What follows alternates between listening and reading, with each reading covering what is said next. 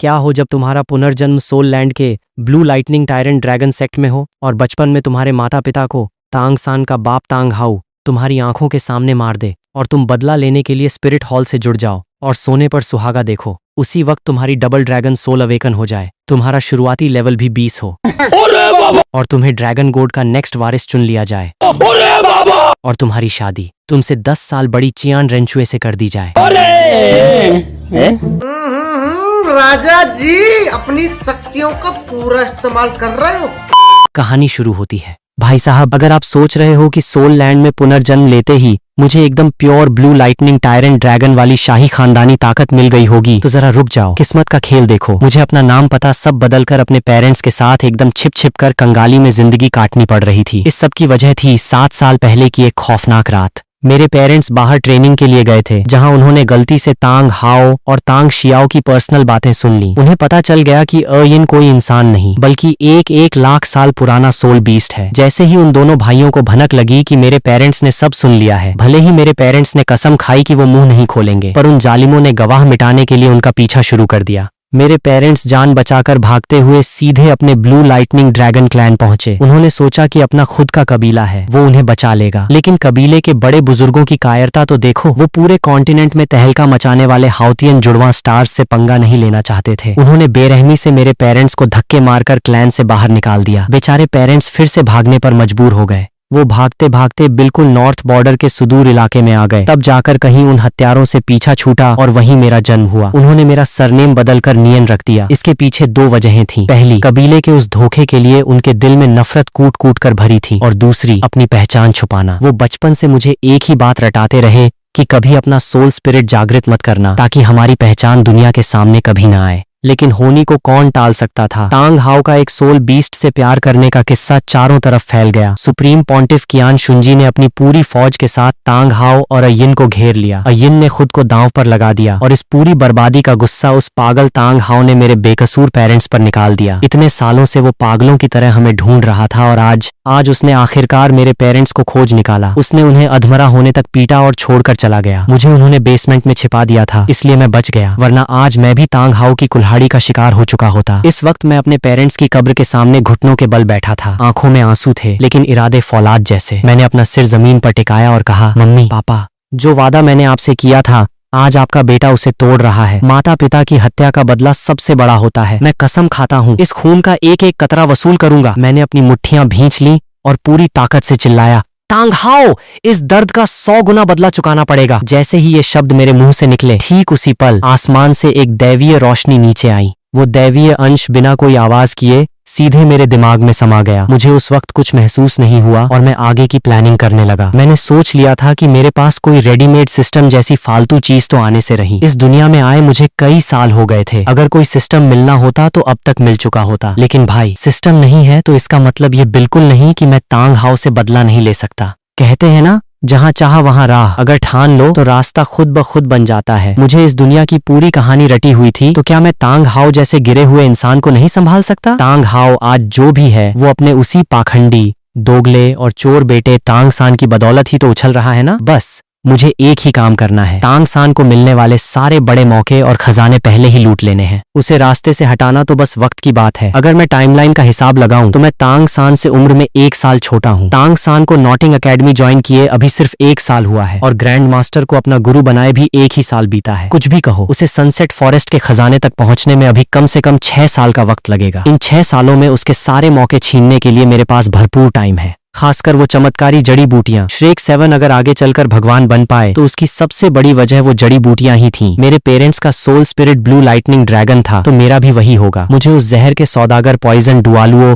और उसकी पोती का जहर उतारने का तरीका अच्छे से पता है। उसके बदले में एक चमत्कारी बूटी ऐंठना मेरे लिए कोई बड़ी बात नहीं होगी। ब्लू लाइटनिंग ड्रैगन स्पिरिट को अगर वो बूटी मिल जाए तो वो इन्वॉल्व होकर एक अल्टीमेट गॉड लेवल स्पिरिट बन सकता है। उसके बाद मैं सीधे स्पिरिट हॉल ज्वाइन करूंगा। उनके सपोर्ट से आगे बढ़कर क्या मैं तांग हाओ और तांग सान को मिट्टी में नहीं मिला पाऊंगा? सच कहूं तो पहले मेरा तांग सान से दुश्मनी करने का कोई इरादा नहीं था, क्योंकि उसने मेरा कुछ बिगाड़ा नहीं था। लेकिन अब जब वो मेरे माता पिता के कातिल का बेटा है तो भाई अब उसे मेरे गुस्से का सामना करने के लिए तैयार रहना होगा। यही सोचते हुए मैंने तुरंत अपनी छोटी सी झोपड़ी से अपना सामान समेटा। अब मैं 6 साल का हो चुका था, यानी अपना सोल स्पिरिट जगाने का सही वक्त आ गया था। लेकिन मुझे इस इलाके के आसपास यह रिस्क बिल्कुल नहीं लेना था। सबसे सेफ रास्ता था सीधे स्पिरिट सिटी जाना। वहाँ पूरे दिन फ्री में स्पिरिट अवेकनिंग होती है और सबसे बड़ी बात, तांग हाओ वहाँ कदम रखने की हिम्मत कभी नहीं करेगा। यही मेरी पहली और आखिरी चॉइस थी। एक बार स्पिरिट जाग जाए फिर सीधे स्पिरिट हॉल में एंट्री मारूंगा। वहाँ मुझे पूरी सिक्योरिटी भी मिल जाएगी। सामान पैक कर मैं बिना रुके स्पिरिट सिटी की तरफ निकल पड़ा। वक्त पानी की तरह बहता गया और देखते ही देखते 1 महीना बीत गया। दिन रात एक करके आखिरकार एक शाम ढलते वक्त मैं स्पिरिट सिटी के आलीशान गेट के सामने खड़ा था। शहर में घुसते ही मैंने पूछताछ की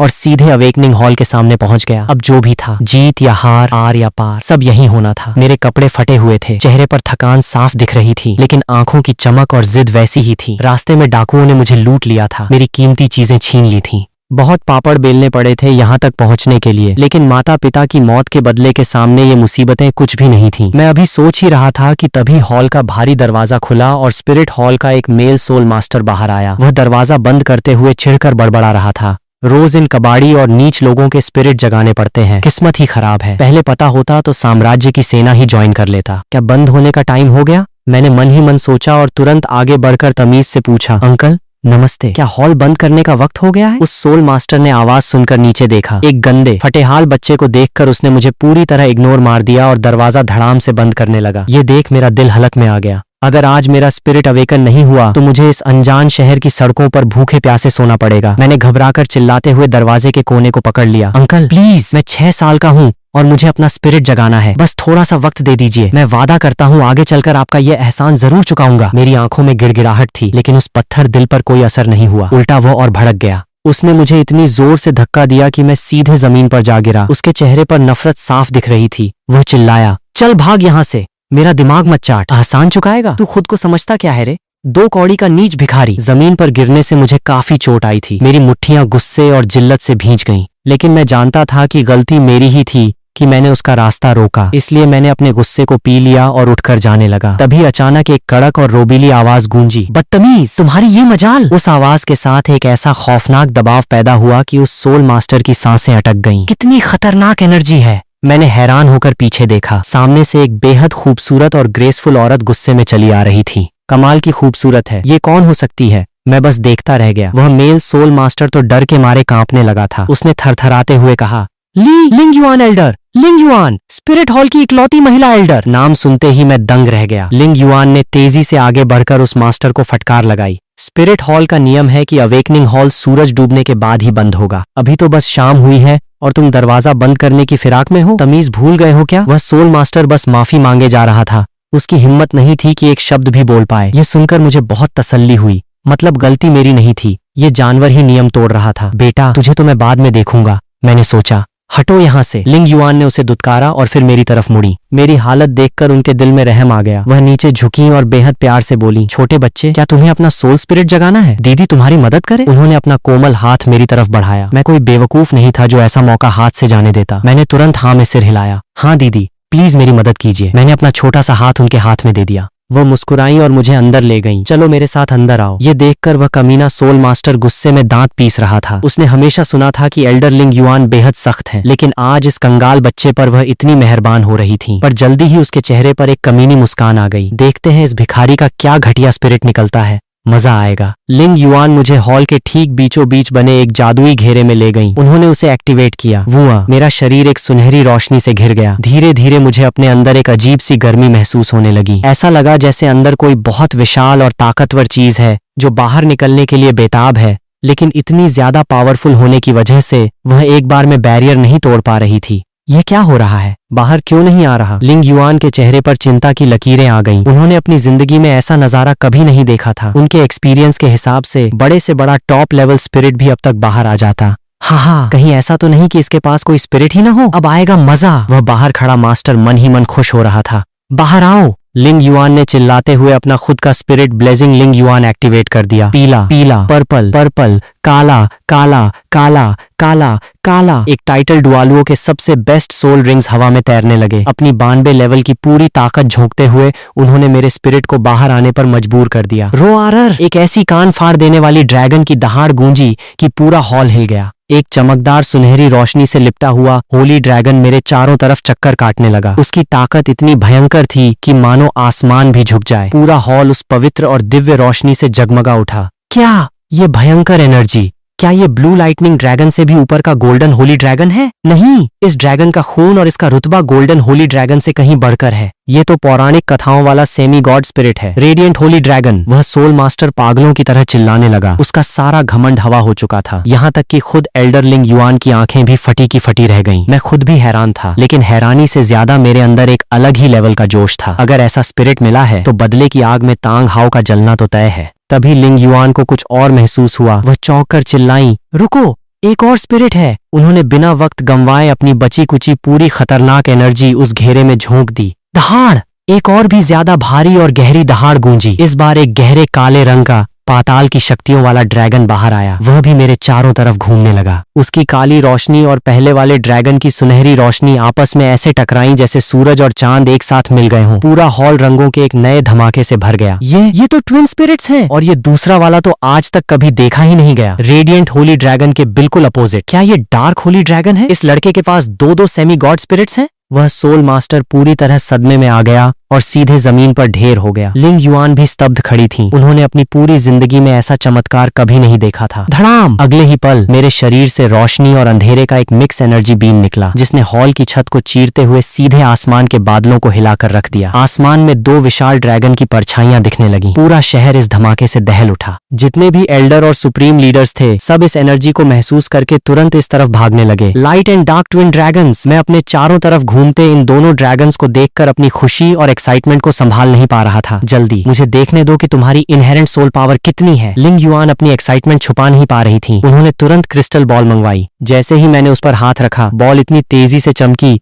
कि उसकी रोशनी बर्दाश्त से बाहर हो गई। ये लेवल 10 की फुल पावर से भी कहीं ज्यादा थी। लिंग युआन ने चौंक कर तुरंत मेरा हाथ अपने हाथ में ले लिया ताकि वो खुद मेरी सही पावर चेक कर सकें। कुछ सेकंड बाद वह चिल्ला उठी, लेवल 20 इनहेरेंट सोल पावर! ये कैसे मुमकिन है? ये कितनी बड़ी बात थी, आप सोच भी नहीं सकते। अब तक के इतिहास में सिर्फ हॉल की मिस्ट्रेस कियान रेनशुए ने गॉड गिफ्टेड स्पिरिट की बदौलत यह मुकाम हासिल किया था, और मेरे दोनों स्पिरिट सेमी गॉड लेवल के थे। फिर भी मैंने सीधे लेवल 20 की पावर हासिल कर ली थी। लिंग युआन ने अचानक घुटनों के बल बैठकर मुझे कसकर गले से लगा लिया। छोटे बच्चे, तुम सिर्फ ट्विन सेमी गॉड स्पिरिट्स के मालिक नहीं हो, तुम्हारी पावर भी सीधे लेवल 20 है। क्या तुम दीदी को अपना नाम और अपना क्लैन बताओगे? कहीं तुम Ben blue lightning tyrant dragon clan से तो नहीं हो? मुझे पता था कि अगर मैंने नहीं कहा तो वह मुझे सीधे स्पिरिट हॉल में रख लेंगी, और अगर हाँ कहा तब भी उन्हें भरोसा था कि वो मेरा क्लैन बदलवा देंगी। आखिर मुझ जैसे नायाब हीरे को कोई कैसे छोड़ सकता था? मुझे अच्छे से पता था कि असली पहचान बताना मौत को बुलावा देना है। अगर ब्लू लाइटनिंग क्लैन या तांग हाओ को भनक भी लग गई तो वो मुझे जिंदा नहीं छोड़ेंगे। इसलिए मैंने अपनी ऑस्कर लेवल एक्टिंग शुरू कर दी। मैंने रोने जैसी शक्ल बनाई और कहा, नहीं दीदी, ऐसा नहीं है। मैं उस क्लैन से नहीं हूँ। मेरा नाम ये हान है।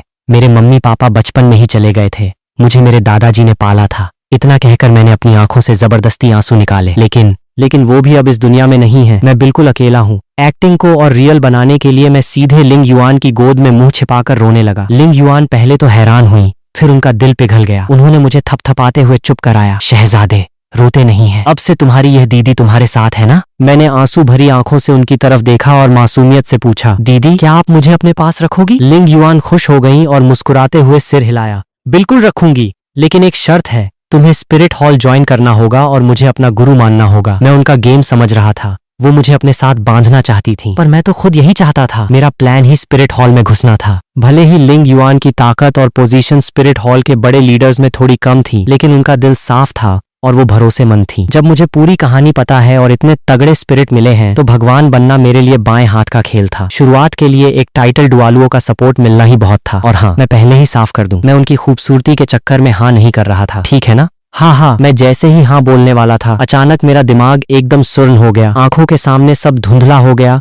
और मेरी कॉन्शियसनेस को कोई जादुई ताकत कहीं खींच कर ले गई। अगले ही पल मैं एक बहुत बड़े अनंत अंधेरे स्पेस में खड़ा था। ये कौन सी जगह है? मैं अचानक यहाँ कैसे आ गया? मुझे पूरी कहानी रटी हुई थी, फिर भी इस ट्विस्ट से मैं चकरा गया। तभी पीछे से एक भारी गूंजती हुई आवाज आई, घबराओ मत, ये तुम्हारा ही स्पिरिचुअल सी है। कौन है वहां? मैं झटके से पलटा और जो देखा उससे मेरे होश उड़ गए। सामने एक मीलों लंबा विशालकाय ड्रैगन खड़ा था, जिससे इतनी भयानक एनर्जी निकल रही थी कि सांस लेना मुश्किल था। उसकी सोने जैसी बड़ी बड़ी आंखें मुझे ही घूर रही थीं। तुम कौन हो और मेरे दिमाग के अंदर क्या कर रहे हो? मैंने घबराते हुए पूछा। ओरिजिनल स्टोरी में ऐसा कोई कैरेक्टर तो नहीं था। उस विशाल ड्रैगन ने अपना मुंह खोला और धीरे से बोला, मैं गॉड रेल्म का कभी सबसे शक्तिशाली भगवान हुआ करता था, ड्रैगन गॉड। ये सुनकर मैं हक्का बक्का रह गया। Dragon God? वो तो सालों पहले 2 हिस्सों में बंट चुका था ना। शायद ड्रैगन गॉड मेरा कंफ्यूजन समझ गया। वह आगे बोला, लड़के, मुझे पता है तुम्हारे पेट में खलबली मची है, पर पहले मेरी बात शांति से सुनो। इसके बाद उसने मुझे पूरी कहानी समझाई। मैंने ध्यान से सुना और तब जाकर मुझे सारा माजरा समझ आया। असल में यह ड्रैगन गॉड का वह हिस्सा था जो उसकी बुद्धि से अलग हुआ था। इतने सालों से वह गॉड रेल्म में छिपकर अपने दूसरे हिस्सों गोल्डन ड्रैगन किंग और सिल्वर ड्रैगन किंग के साथ दोबारा जुड़ने का मौका ढूंढ रहा था, पर उसे कामयाबी नहीं मिली।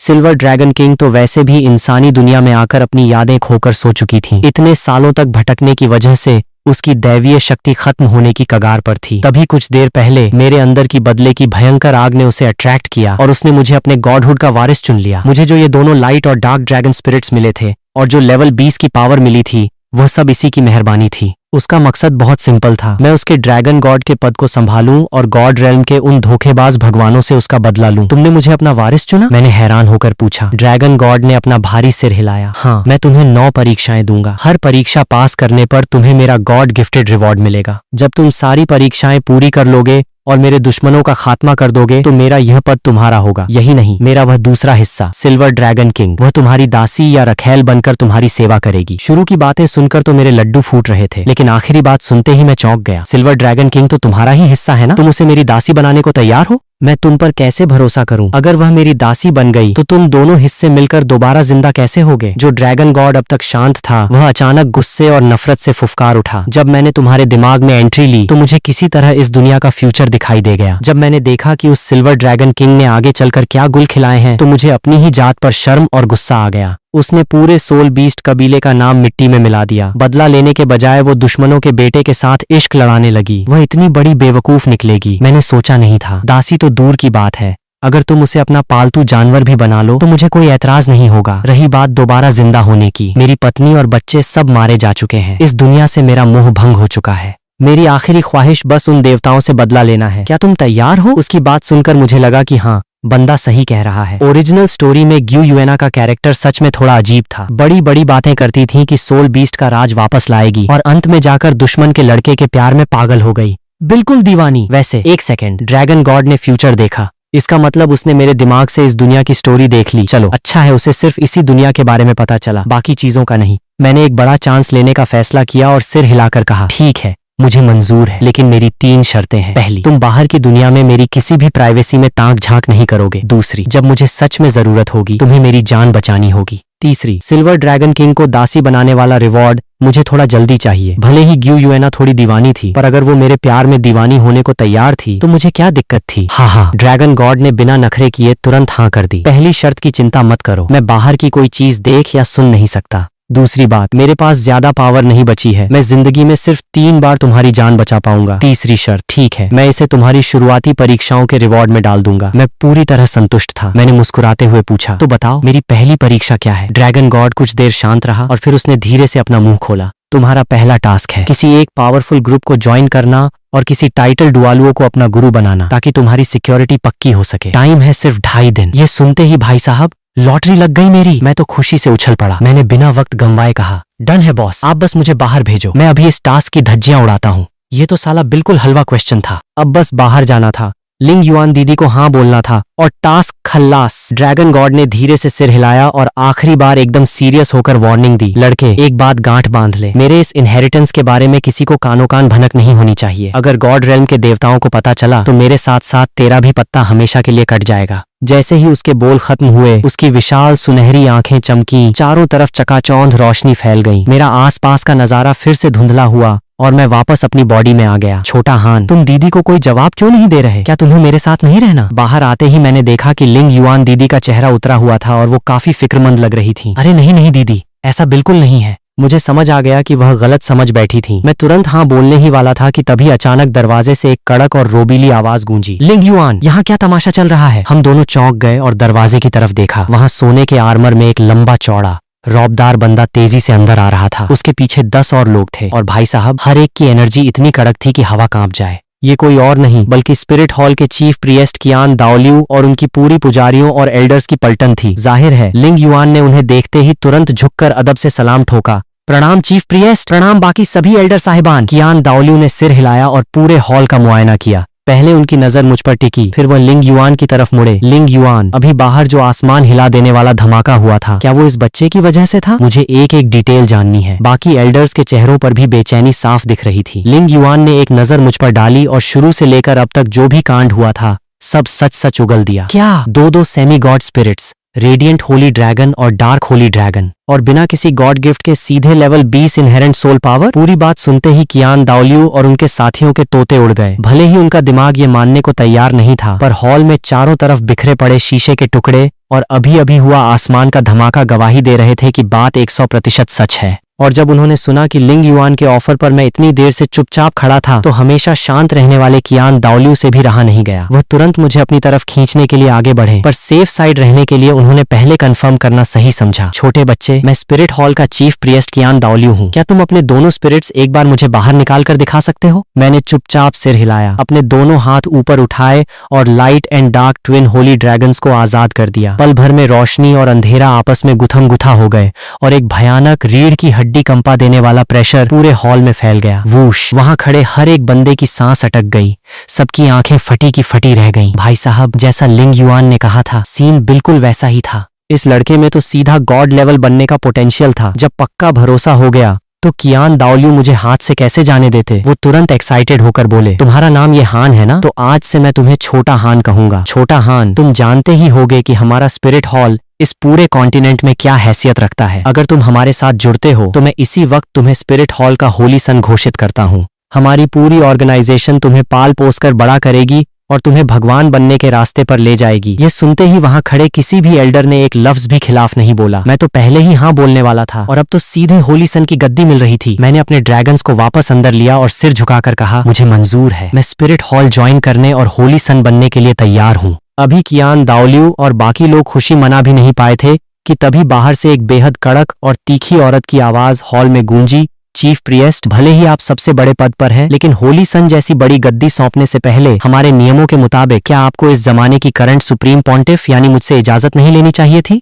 कियान दाओलियू का चेहरा थोड़ा अजीब हो गया। वह कुछ बोलने ही वाले थे कि तभी बीबी डोंग को फूटी आंख न सुहाने वाले गोल्डन क्रोकोडाइल डुआलुओं ने कड़वे सुर में कहा, नियम तो बिल्कुल ऐसा ही है जैसा तुम कह रही हो, लेकिन उसी नियम की किताब में एक और लाइन लिखी है, अगर कोई ऐसा जीनियस पैदा हो जाए जिसका टैलेंट करंट सुप्रीम पॉन्टिफ से भी ऊपर हो तो तुम्हारी इजाजत की कोई जरूरत नहीं है, उसे सीधे होली सन बनाया जा सकता है। अभी शहर में जो आसमान फटा था वो तुमने भी देखा ही होगा। वह धमाका इसी छोटे बच्चे का कारनामा था। ये सुनते ही बीबी डोंग के पीछे खड़े युएगुआन और गुइमेई के चेहरे देखने लायक थे। क्या सच में ये छोटा सा बच्चा उस प्रलय जैसी एनर्जी का जिम्मेदार था? बीबी डोंग के चेहरे पर कोई शिकन नहीं आई। उसने मेरी तरफ एक हिकारत भरी नजर डाली और नफरत से मुस्कुराते हुए बोली, वो तमाशा मैंने भी देखा था। ऐसा लगा जैसे किसी सेमी गॉड स्पिरिट की वजह से हुआ हो। टैलेंट अच्छा है, इसमें कोई शक नहीं, लेकिन अगर तुम्हें लगता है कि सिर्फ इतने से ही इसका टैलेंट मुझसे ऊपर हो गया तो तुम इस सुप्रीम पॉन्टिफ को बहुत कम आंक रहे हो। मेरा स्पिरिट भले ही सेमी गॉड न हो, पर वो टॉप लेवल का है और मैं खुद ट्विन स्पिरिट्स और इनहेरेंट फुल सोल पावर की मालिक हूँ। क्या ये मुझसे जीत पाएगा? और वैसे भी सिर्फ टैलेंट से कुछ नहीं होता, कैरेक्टर भी कोई चीज होती है। होली सन के लिए मेरी नजर में पहले से ही एक नाम है, एलीट एकेडमी की हुलियना। नाना के पास टॉप क्लास बीस्ट स्पिरिट है, 9.5 लेवल की इनहेरेंट पावर थी और वह इस लड़के से सिर्फ 6 साल बड़ी है, पर अभी से 29 लेवल पर पहुंच चुकी है। उसका फ्यूचर ब्राइट है। उसके बगल में खड़े युएगुआन और गुइमेई ने तुरंत हाँ में हाँ मिलाई। सुप्रीम पॉन्टिफ इस पूरे कॉन्टिनेंट की इकलौती ट्विन स्पिरिट्स वाली और सबसे कम उम्र में टाइटल डुआलुओ बनने का रिकॉर्ड तोड़ने वाली हस्ती थी। इस लड़के का स्पिरिट सेमी गॉड है तो क्या हुआ? क्या इसके पास ट्विन स्पिरिट्स हैं? क्या इसके पास इनहेरेंट फुल सोल पावर है? और वैसे भी एकेडमी की हुलियना का कैरेक्टर और टैलेंट दोनों ही सुप्रीम पॉन्टिफ के हिसाब से बिल्कुल परफेक्ट थे। हा हा हा, क्या मजाक है, सच में बहुत बड़ा जोक है। बीबी डोंग की ये घमंड भरी बातें सुनकर गोल्डन क्रोकोडाइल डुआलुओ जोर जोर से हंसने लगा। वहां खड़े कियान दाओलियू और बाकी पुजारियों की भी हंसी छूटने ही वाली थी। वहीं दूसरी तरफ बीबी डोंग के चमचे एल्डर्स शर्म के मारे पानी पानी हो रहे थे। मुझे भी मन ही मन बड़ी हंसी आ रही थी और मैं तो बस यह सोचकर मजे ले रहा था कि जब इस औरत को मेरा असली टैलेंट पता चलेगा तो इसके चेहरे का रंग कैसा उड़ेगा। बदतमीज! बीबी डोंग को लगा कि उसकी पावर को सरेआम चैलेंज किया जा रहा है। उसने गुस्से में आकर अपना भारी राजदंड पूरी ताकत से जमीन पर पटका खट और अपनी भयंकर एनर्जी का पूरा प्रेशर गोल्डन क्रोकोडाइल डुआलुओ की तरफ मोड़ दिया। गोल्डन क्रोकोडाइल भी कोई कच्ची गोटी नहीं खेला था। उसने अपना पैर जमीन पर मारा और उसकी एनर्जी का मुकाबला किया। धूम! दोनों के प्रेशर आपस में टकराए और एक तगड़ा शॉकवेव पूरे हॉल में फैल गया। लिंग युआन दीदी ने जब देखा कि पानी सिर से ऊपर जा रहा है तो उन्होंने तुरंत मुझे खींचकर अपनी छाती से लगा लिया ताकि मुझे कोई खरोंच ना आए। बस करो, बहुत हुआ। कियान दाओलियू ने दहाड़ते हुए अपनी खतरनाक एनर्जी से उन दोनों के प्रेशर को हवा में ही उड़ा दिया। फिर वह बीबी डोंग को समझाने वाले टोन में बोले, क्रोकोडाइल का बर्ताव थोड़ा रूड था पर उसकी कोई गलती नहीं है। असल में इस बच्चे का टैलेंट इतना ज्यादा खतरनाक है कि वह तुम्हारी सोच से भी कोसों आगे है। बीबी डोंग हार मानने वालों में से नहीं थी। वह गुस्से में दोबारा बहस करने लगी पर कियान दाओलियू ने उसे बीच में ही टोकते हुए लिंग युआन की गोद में छिपे मेरी तरफ इशारा किया। छोटा हान, इधर आओ। ये हमारे स्पिरिट हॉल की सुप्रीम पॉन्टिफ हैं। जरा इन्हें भी अपना जलवा दिखाओ। मैंने सिर हिलाया और धीरे धीरे आगे बढ़ा। हॉल में मौजूद हर एक आंख मुझ पर टिकी थी। मैंने गहरी सांस ली और अपने दोनों हाथ खोले। एक तरफ रेडिएंट होली ड्रैगन और दूसरी तरफ डार्क होली ड्रैगन। दोनों स्पिरिट्स एक साथ बाहर आ गए और उनकी अलग अलग एनर्जी ने पूरे हॉल को अपनी चपेट में ले लिया। क्या? बीबी डोंग की सुंदर आंखें सदमे से कांपने लगीं। यह नजारा उसकी इमेजिनेशन से भी परे था। युएगुआन और गुइमेई तो बिल्कुल बुत बन गए। साला, दूसरों को जोकर समझते समझते वो खुद जोकर बन चुके थे। लेकिन पल भर में ही बीबी डोंग की आंखों में एक अजीब सी चमक और लालच आ गया। इतनी खतरनाक डार्क एनर्जी, अगर मैं इसे निगल जाऊं तो मेरे रोशसा गॉड के टास्क चुटकियों में पूरे हो जाएंगे। और ये रेडिएंट होली ड्रैगन स्पिरिट, क्या पता इससे मेरे प्यारे शियाओगांग के कबाड़ स्पिरिट का डिफेक्ट ठीक हो जाए। अगर मैंने शियाओगांग की प्रॉब्लम सॉल्व कर दी तो क्या वह वापस मेरे पास नहीं आ जाएगा? ये सोचते ही उसका सारा गुस्सा हवा हो गया। वह एक कुटिल मुस्कान के साथ बोली, बहुत बढ़िया, अब मानना पड़ेगा कि यह लड़का सच में होली सन बनने के लायक है। कियान दाओलियू ने राहत की सांस ली पर वह जानते थे कि यह तूफान के पहले की शांति है। बीबी डोंग इतनी आसानी से मैदान नहीं छोड़ेगी। और वही हुआ। बीबी डोंग ने तुरंत पासा पलटा। अब जब यह होली सन बन ही गया है तो इसे सिखाने के लिए कोई तगड़ा मास्टर भी तो चाहिए ना। कियान दाओलियू का माथा ठनका। वह समझ गए कि यह औरत अब मुझे अपने कंट्रोल में लेने की चाल चल रही है। वह कुछ बोलने ही वाले थे कि बीबी डोंग ने अपनी रौबीली आवाज में बात काट दी। स्पिरिट हॉल के इतिहास में जितने भी होली सन या होली मेड हुए हैं उन्हें हमेशा करंट सुप्रीम पॉन्टिफ ने ही ट्रेन किया है और आज यह जिम्मेदारी मेरी है। किसी को कोई ऐतराज? सबकी नजरें तुरंत कियान दाओलियू पर टिक गईं। उनका चेहरा उतर गया। वह बीबी डोंग की चाल को अच्छे से भांप रहे थे। अगर मैं उस डायन के हाथ लग गया तो मेरा बचना नामुमकिन था। उन्होंने तुरंत कहा, तुम सुप्रीम पॉन्टिफ हो, दिन भर सरकारी कामों में बिजी रहती हो, ऊपर से तुम्हारी पहले से एक स्टूडेंट है। यह भारी काम तुम मुझ पर छोड़ दो। बीबी डोंग ने मजे लेते हुए अपने होंठ सिकोड़े। क्यों? मैं भी ट्विन स्पिरिट्स वाली हूँ और यह भी। इस पूरे कॉन्टिनेंट में मुझसे बेहतर इसे कौन समझ सकता है? यह सुनते ही कियान दाओलियू और बाकी सबके मुंह पर ताला लग गया। बात तो साली 100% सही थी। ट्विन स्पिरिट्स के मामले में बीबी डोंग से बेहतर गुरु कोई हो ही नहीं सकता था। हाँ, बीबी डोंग को लगा कि वह बाजी जीत गई है। उसने मेरी तरफ देखा और एक शातिर हंसी के साथ बोली, छोटे बच्चे, आज से तुम मेरे आखिरी और सबसे खास चेले हुए। चलो आगे आओ और अपने गुरु के पैर छुओ। ये सुनते ही मेरी तो सिट्टी पिट्टी गुम हो गई। भाई साहब, मुझे इस सन की बुढ़िया का चेला बिल्कुल नहीं बनना था, लेकिन सिचुएशन ऐसी थी कि मैं मना भी नहीं कर सकता था। बीबी डोंग वो साइको है कि जो चीज उसे नहीं मिलती वह उसे तबाह कर देती है। अगर मैंने आज मना किया तो कल सुबह का सूरज देखना नसीब नहीं होता। उम्मीद सिर्फ कियान दाओलियू से थी कि वह सीना तान कर मुझे अपना चेला बना ले, पर इस वक्त वह जिस तरह भीगी बिल्ली बने खड़े थे उनसे कोई उम्मीद रखना बेकार था। अपने सगे बेटे की मौत पर तो उसने कुछ किया नहीं, मेरे लिए क्या खाक लड़ेगा। मैंने भारी मन से आगे बढ़कर तमीज से हाथ जोड़े। चेला ये हान गुरु माता को प्रणाम करता है। बीबी डोंग के चेहरे पर जीत का घमंड साफ दिख रहा था। उसने कियान दाओलियू की तरफ एक चिढ़ाने वाली नजर डाली। कियान दाओलियू और उनके पुजारियों की टोली अंदर ही अंदर खून के घूंट पी रही थी, पर उनके पास कोई चॉइस नहीं थी क्योंकि उनमें से कोई भी ट्विन स्पिरिट्स वाला नहीं था और उन्हें डर था कि वो मेरा टैलेंट खराब न कर दें। बहुत अच्छे मेरे बच्चे, चलो अब मेरे साथ चलो। बीबी डोंग ने अपनी नजरें हटाईं और बड़े प्यार से अपना हाथ मेरी तरफ बढ़ाया। मैंने एक आखिरी नजर अपनी मसीहा लिंग युआन दीदी पर डाली और भारी मन से उसका हाथ थामने ही वाला था कि तभी कियान दाओलियू के दिमाग की बत्ती जली। उन्होंने तुरंत चिल्लाकर कहा, रुको। बीबी डोंग ने चिढ़कर अपनी भौहें सिकोड़ी। चीफ प्रिएस्ट, अब क्या कसर रह गई है? कियान दाओलियू ने थोड़ा सोचा और धीरे से बोले, ये बात सच है कि तुम छोटा हान को सिखाने के लिए बेस्ट हो, पर जैसा मैंने कहा तुम देश दुनिया के कामों में बहुत बिजी रहती हो, कहीं न कहीं चूक तो होगी ही। छोटा हान का टैलेंट इस दुनिया के इतिहास में सबसे अनोखा है। तुम इसे उस हुलियना की तरह नॉर्मल एकेडमी में पढ़ने के लिए तो छोड़ नहीं सकती। मेरी मानो तो हमें सभी एल्डर्स या पुजारियों में से किसी एक को इसका पर्सनल असिस्टेंट टीचर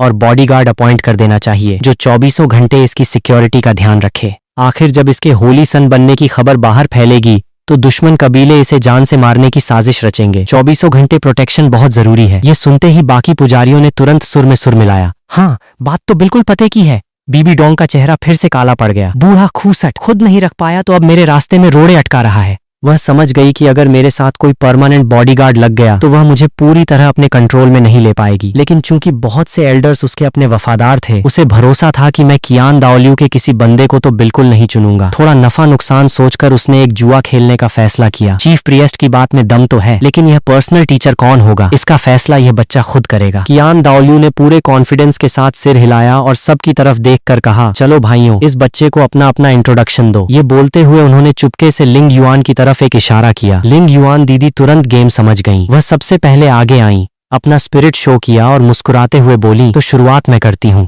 मैं स्पिरिट हॉल की 5th एल्डर हूँ। एक 92 लेवल की टाइटल डुआलुओ। स्पिरिट है ब्लेजिंग लिंग युआन और टाइटल है लिंग युआन। छोटा हान, अगर तुम अपनी इस दीदी को चुनते हो तो मैं तुम्हें बहुत अच्छे से सिखाऊंगी और बहुत सारा प्यार भी दूंगी। ये देखते ही मैं समझ गया कि ये सब कियान दाओलियू की प्लानिंग थी। जैसे ही उनका इंट्रोडक्शन खत्म हुआ, मैं तुरंत भाग कर गया और उनका हाथ पकड़ लिया। तो फिर मैं लिंग युआन दीदी को ही अपना पर्सनल टीचर चुनता हूँ। चेला ये हान मास्टर लिंग युआन को प्रणाम करता है। कियान दाओलियू का तीर बिल्कुल निशाने पर बैठा था। उनके होठों पर एक विजयी मुस्कान तैर गई। दूसरी तरफ बीबी डोंग का चेहरा गुस्से से नीला पड़ गया। वह समझ गई कि वह बूढ़े के बिछाए जाल में बुरी तरह फंस चुकी है। हा हा हा, बहुत बढ़िया, तो आज से लिंग युआन ही छोटा हान की पर्सनल टीचर और बॉडीगार्ड होंगी। कियान दाओलियू जोर से हंसे और फिर अचानक सीरियस होकर बोले, वैसे मुझे एक और बड़ा अनाउंसमेंट करना है। आज से छोटा हान हमारे स्पिरिट हॉल का दामाद बनेगा और वह मेरी पोती कियान रेनशुए का मंगेतर होगा। सन्नाटा। पूरे हॉल में ऐसा सन्नाटा छा गया कि मानो सबकी बोलती बंद हो गई हो। हर कोई इस अचानक हुए धमाके से शॉक्ड था, यहाँ तक कि मैं खुद भी एकदम सुन्न हो गया था। साला कियान दाओलियू मुझे अपने साथ बांधने के लिए अपनी सगी पोती का ही सौदा कर बैठा क्या? बीबी डोंग तो अपनी जगह से उछल पड़ी। उसने लगभग चिल्लाते हुए पूछा, चीफ प्रिएस्ट, आपको होश तो है कि आप क्या बकवास कर रहे हैं? कियान दाओलियू के चेहरे पर कोई शिकन नहीं थी।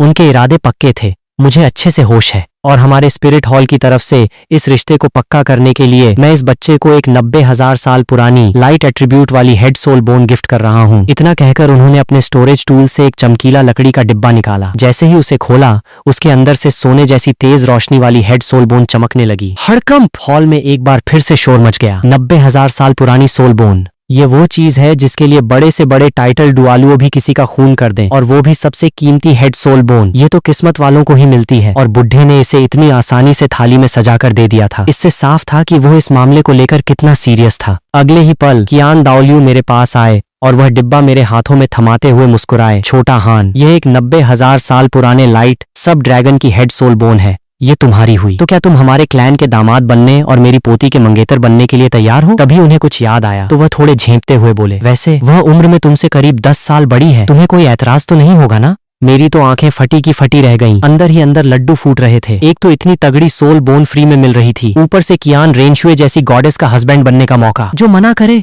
वो साला पैदाइशी बेवकूफ। और वैसे भी अगर कियान दाओलियू का हाथ मेरे सिर पर रहेगा तो तांग हाउ से बदला लेना और भी आसान हो जाएगा। मैंने तुरंत एकदम सीरियस और संस्कारी शक्ल बनाई और कहा, चीफ प्रिएस्ट, उम्र तो बस एक नंबर है, आप बिल्कुल फिक्र मत कीजिए। आपकी पोती की आगे की पूरी लाइफ की जिम्मेदारी अब से मेरी हुई। हा हा हा, बहुत शानदार। तो बात पक्की रही, आगे जब भी मौका मिलेगा मैं तुम्हें अपनी पोती से जरूर मिलवाऊंगा। कियान दाओलियू ने राहत की सांस ली और बीबी डोंग की तरफ एक चिढ़ाने वाली लुक दी। बीबी डोंग गुस्से में लाल पीली हो रही थी, पर उसके पास रोकने का कोई लीगल पॉइंट नहीं था। उसने नफरत से कियान दाओलियू को देखा और ठंडे लहजे में बोली, जब चीफ प्रिएस्ट ने ही फैसला कर लिया है तो मैं कुछ नहीं कहूंगी। एल्डर लिंग युआन, इसकी ठीक से देखभाल करना। कल सुबह मैं खुद टाइम निकालकर इसे इसके पहले सोल रिंग के लिए शिकार पर ले जाऊंगी। वहां से लौटने के बाद इसकी होली सन की बड़ी सेरेमनी धूमधाम से की जाएगी। इतना कहकर बीबी डोंग गुस्से में पैर पटकती हुई वहां से चली गई। पीछे छोड़ गई बस एक ठंडी और खतरनाक परछाई। अवेकनिंग हॉल से बाहर निकलते ही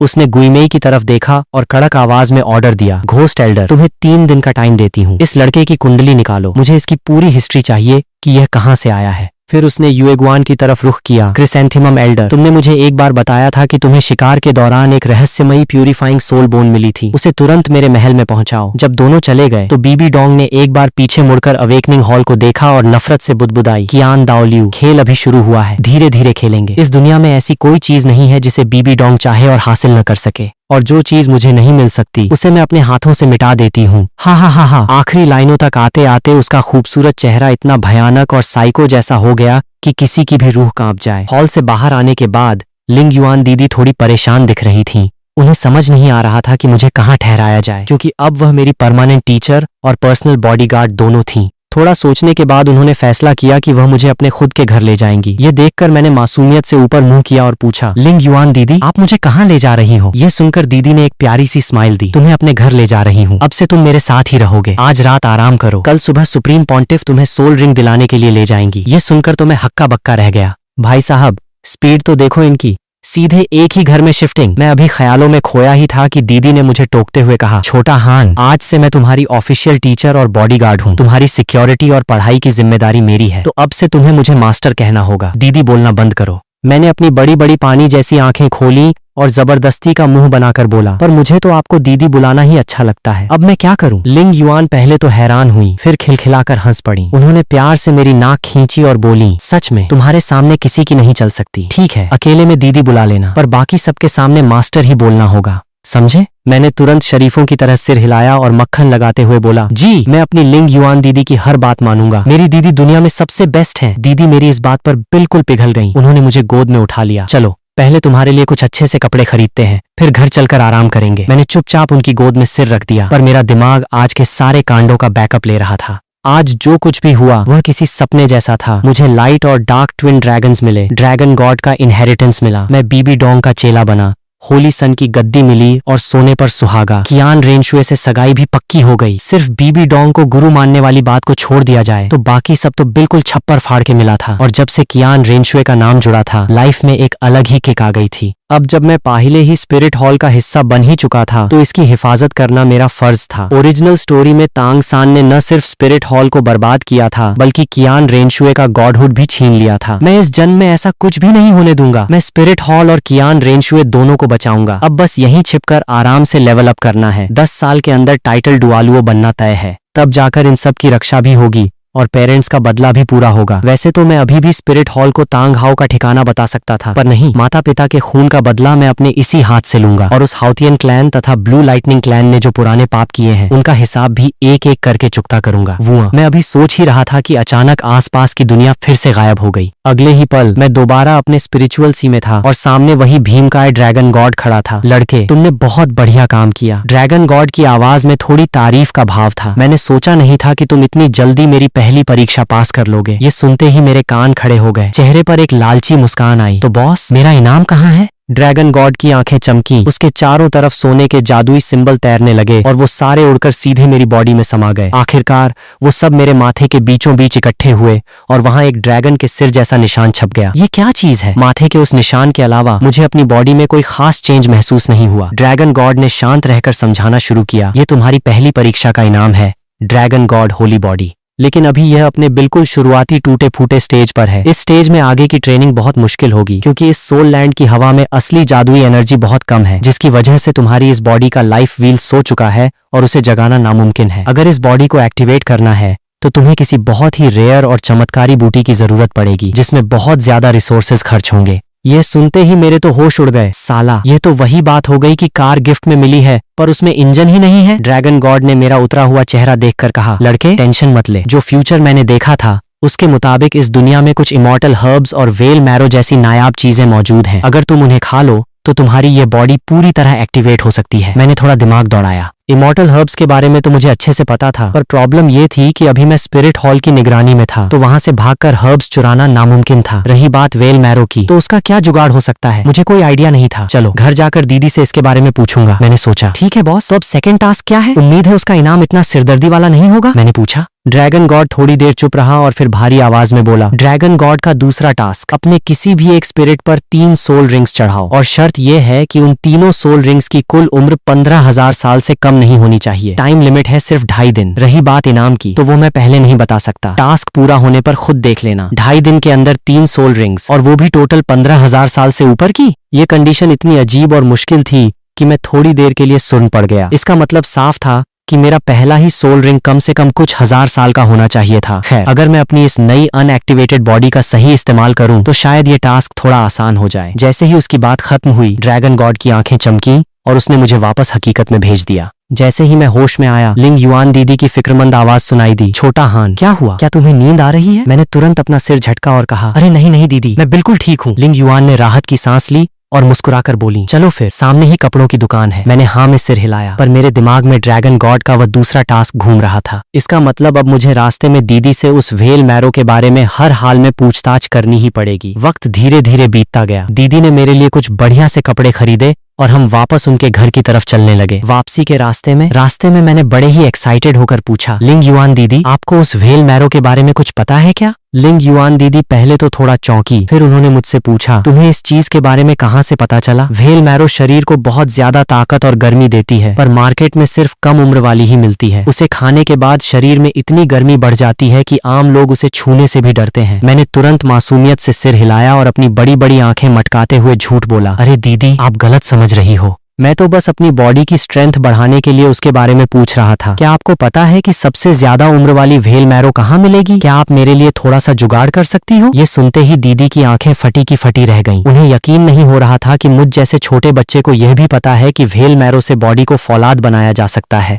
खैर, उन्होंने ज्यादा सवाल जवाब नहीं किए और हंसते हुए बोली, चलो, तुमने बिल्कुल सही बंदे से सवाल पूछा है। सालों पहले जब मैंने सी गॉड आइलैंड पर हमला किया था, तब मुझे वहाँ किस्मत से कुछ बहुत ही कीमती व्हेल मैरो मिल गई थी। मैंने उन्हें आज तक संभाल कर रखा है। घर चलते ही वह तुम्हारी हुई। समझो मेरी तरफ से तुम्हें गुरु दक्षिणा या पहला गिफ्ट मिल गया। मुझे ओरिजिनल स्टोरी का वह सीन याद आ गया जब स्पिरिट हॉल ने सी गॉड आइलैंड पर धावा बोला था। मैं खुशी से उछल पड़ा, ओहो वाओ, थैंक यू दीदी, पर वो कितनी पुरानी है? दीदी ने प्यार से मेरे गाल खींचे और मुस्कुराकर बोली, घर चलकर खुद देख लेना, बस इतना समझ लो कि उनकी उम्र बहुत ज्यादा है। मैं तो मन ही मन नाचने लगा था। जब एक टाइटल डुआलुओ कह रही है कि उम्र बहुत ज्यादा है, तो भाई साहब वह कम से कम कई हजार साल पुरानी तो होगी ही। सोचकर ही रोंगटे खड़े हो रहे थे। अरे बाप रे, कोई बचाओ, भागो यहाँ से। तभी अचानक सामने की सड़क पर जोर जोर से चीख पुकार मच गई। देखते ही देखते जो बाजार खचाखच भरा था, वहां भगदड़ मच गई। सामने एक आदमी हाथ में नंगी तलवार लिए पागलों की तरह चिल्ला रहा था, तुम सबने मुझसे मेरा सब कुछ छीन लिया,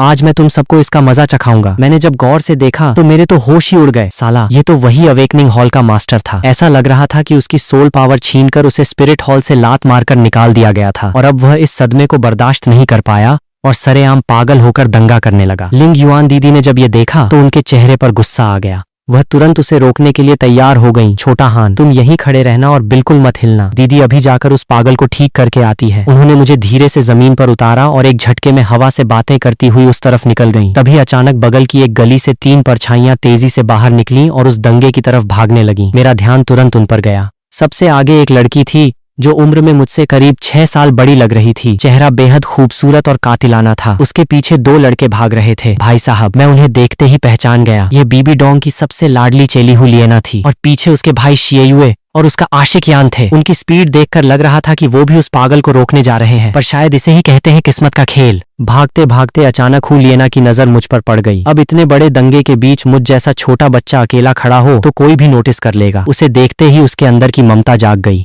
इतना छोटा बच्चा यहाँ अकेला क्या कर रहा है? बहुत डेंजरस है। हुलियना ने तुरंत अपना रास्ता बदला और सीधे मेरी तरफ दौड़ पड़ी। नाना, तुम कहाँ जा रही हो? शियुए और यान दोनों चिल्लाए और वो भी उसके पीछे पीछे भागे। हुलियना तुरंत मेरे सामने आई और एक प्यारी सी स्माइल के साथ बोली, छोटे बच्चे, तुम यहाँ अकेले क्या कर रहे हो? तुम्हारे मम्मी पापा कहाँ हैं? मैं तो उसे देखकर बिल्कुल ब्लैंक हो गया था। सोचा नहीं था कि वह खुद मेरे पास आ जाएगी। हुलियना को लगा कि मैं डर के मारे गूंगा हो गया हूँ, इसलिए वह थोड़ा और झुकी और प्यार से बोली, डरो मत मेरे भाई, दीदी तुम्हें अभी एक सेफ जगह पर ले जाएगी। ये सब देखकर पीछे खड़ा यान जल भुनकर राख हो गया। शियुए तो शांत था, पर यान चिढ़कर बड़बड़ाया, नाना, इस फालतू बच्चे को छोड़ो, हमारा पहला काम उस पागल को पकड़ना है। हुलियना ने तुरंत उसे एक खतरनाक लुक दी और डांटते हुए बोली, तुम्हें दिखता नहीं है कि यह बच्चा यहाँ कितना अकेला और खतरे में है? इतना कहकर उसने यान को पूरी तरह इग्नोर मार दिया और मेरी तरफ मुड़कर बोली, छोटे भाई, चलो दीदी के साथ, पहले तुम्हें सेफ जगह छोड़ देती हूँ। मैंने चुपचाप हाँ में सिर हिलाया। यान की वह सड़ी हुई शक्ल देखकर मुझे भी थोड़ा गुस्सा आ रहा था, इसलिए मैं जानबूझकर हुलियना के और पास जाकर चिपक गया। यह देखकर यान का चेहरा तो ऐसा हो गया जैसे उसने करेला खा लिया हो। शियुए ने उसकी पीठ पर हाथ रखा और मजे लेते हुए बोला, अरे भाई, क्या कर रहा है? वह अभी छोटा बच्चा है, तू एक बच्चे से भी जलने लगा क्या? हुलियना जब मुझे लेकर आगे बढ़ रही थी तो मैंने पीछे मुड़कर यान को चिढ़ाते हुए जीभ निकाली, जिससे वह गुस्से में बिल्कुल पागल हो गया। सरर कुछ ही देर में हुलियना मुझे लेकर एक सुनसान गली में पहुंच गई। उसने मेरे सिर पर हाथ फेरा और कहा, छोटे भाई, तुम थोड़ी देर यहीं छिपकर बैठो, दीदी बाहर जाकर उस विलेन को पकड़ती है, फिर आकर तुम्हें तुम्हारे घर छोड़ दूंगी, ठीक है? मैंने शरीफ बच्चा बनकर सिर हिलाया। जी दीदी, मैं यहीं आपका वेट करूंगा, और उसे जाते हुए देखता रहा। उसके जाने के बाद मेरे दिमाग में एक और खुराफात चल रही थी। हुलियना को बीबी डोंग अपनी बेटी की तरह मानती है। अगर मैं इसके साथ अच्छी दोस्ती कर लूं तो फ्यूचर में मेरे लिए स्पिरिट हॉल में अपनी धाक जमाना और भी आसान हो जाएगा। दूसरी तरफ लिंग युआन दीदी ने उस पागल सोल मास्टर को चुटकियों में ढेर कर दिया था और उसे वहां के गार्ड्स के हवाले कर दिया था। पर जब वह वापस उस जगह पहुंची जहां मुझे छोड़कर गई थी तो वहां का नजारा देखकर उनके हाथ पांव फूल गए। मैं वहां नहीं था। छोटा हान तुम कहाँ हो? वह हवा में मेरी बची कुची एनर्जी को सूंघते हुए पागलों की तरह चिल्लाने लगी। लिंग युआन दीदी, मैं यहाँ हूँ। उनकी आवाज सुनते ही मैं गली से बाहर निकल आया। दीदी ने जैसे ही मुझे देखा वह दौड़कर आई और मुझे कसकर गले से लगा लिया। मुझे लगा कि वह मुझ पर चिल्लाएंगी कि मैं बिना बताए कहाँ भाग गया था, पर साला ट्विस्ट देखो, वह खुद को ही कोसने लगी। छोटा हान, तुम डर गए थे ना, इसीलिए तुम यहाँ छिप गए थे। मुझे माफ कर दो, सब मेरी गलती है। मुझे तुम्हें अकेला नहीं छोड़ना चाहिए था। डरो मत, अब से दीदी ऐसा कभी नहीं करेगी। तुम मुझसे नाराज तो नहीं हो ना? उनका ये ओवर रिएक्शन देखकर मैं खुद थोड़ा सोच में पड़ गया, पर मैंने तुरंत बात संभाली। अरे कोई बात नहीं दीदी, मैं बिल्कुल ठीक ठाक हूँ ना। दीदी ने एक लंबी सांस ली और मुस्कुराते हुए कहा, चलो अब सीधे घर चलते हैं। घर जाकर दीदी तुम्हें एक बहुत ही बढ़िया सरप्राइज गिफ्ट देगी। बढ़िया गिफ्ट? ये सुनते ही मेरे कान खड़े हो गए कि आखिर वो क्या देने वाली हैं। पर तभी मुझे याद आया, साला हुलियना तो बाहर मेरा वेट कर रही होगी। पर अब बहुत देर हो चुकी थी। मैं कुछ बोल पाता उससे पहले ही दीदी मुझे हवा की स्पीड से अपने आलीशान बंगले पर ले आई। चर्रर। दीदी ने घर का बड़ा दरवाजा खोला और मुझे गोद में लिए अंदर चली गईं।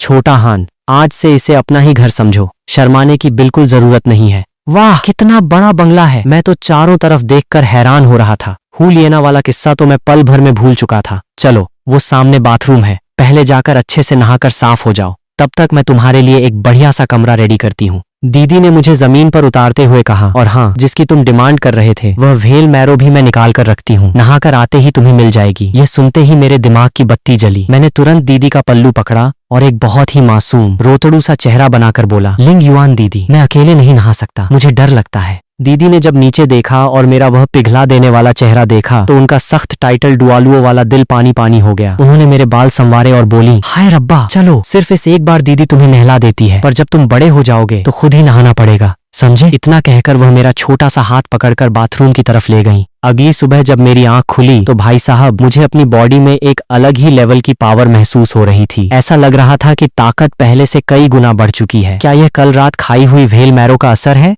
या फिर मेरी वो dragon God Holi body activate हो गई है? मैं अभी सोच ही रहा था कि दिमाग में अचानक ड्रैगन गॉड की भारी आवाज गूंजी, लड़के, कल रात तूने ऐसा क्या खा लिया था? तेरी वह होली बॉडी पूरी तरह से एक्टिवेट हो चुकी है, लेकिन याद रख, अभी यह सिर्फ स्टार्टिंग स्टेज पर है, इसलिए यह तेरी बॉडी को कोई बहुत ज्यादा एक्स्ट्रा पावर नहीं देगी। मैंने ड्रैगन गॉड को कल रात वाले व्हेल मैरो का पूरा किस्सा सुनाया। फिर मैंने थोड़ी भौहें सिकोड़कर पूछा, अगर यह सिर्फ स्टार्टिंग स्टेज है तो अभी मैं मैक्सिमम कितने साल की सोल रिंग झेल सकता हूँ? ड्रैगन गॉड ने धीरे से समझाया, अभी तुम्हारी कैपेसिटी सिर्फ कुछ 100 साल ही बढ़ी है, यानी तुम्हारी पहली सोल रिंग मैक्सिमम 1000 साल तक की ही हो सकती है। ये सुनते ही मेरा दिल बैठ गया। मैं कुछ बोलने ही वाले था कि उसने मुझे ढाढ़स बंधाया, ज्यादा उतावल मत बन। भले ही अभी तेरी फिजिकल स्ट्रेंथ कम है, पर इस होली बॉडी की बदौलत तूने इस दुनिया के कई कड़े नियम तोड़ दिए हैं। पहला, अब तेरी सोल पावर बढ़ने के लिए सोल रिंग की मोहताज नहीं है, यानी बिना रिंग के भी तू आराम से लेवल अप कर सकता है और अपनी पावर यूज कर सकता है। दूसरा, अब तू किसी भी सोल रिंग या सोल बोन को सिर्फ 1 सेकंड के अंदर सोख सकता है। बस हाँ, सोल रिंग सोखते वक्त जो दिमागी झटका लगता है